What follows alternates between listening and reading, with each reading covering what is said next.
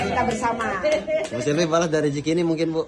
Ya, saya memang dari Jatinegara nih. Bapak saya dari Jatinegara.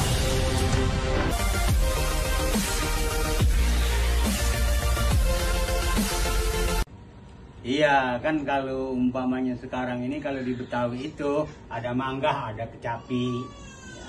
Kemudian ada juga pohon durian, ada juga pohon pinang. Maksudnya apa, Bang? Nah, maksudnya kalau ini kan yang namanya udah ada, kita berhadapan dengan Musipi, kita doain supaya dia ini ntar jadi pemenang. Cakep.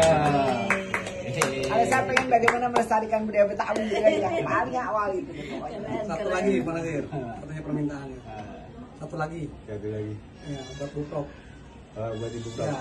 Iya, begini kan, kalau kita beli sawi dikasih sawi, ya, terus makan roti pakai keju. Nah, bagaimana ini Bu supaya orang Betawi coba berangsur maju? Itu menjadi program kita bersama. Bu Silvi balas dari rezeki ini mungkin, Bu? Ya, saya memang dari Jatinegara nih. Bapak saya dari Jatinegara, ibu saya dari Cikini.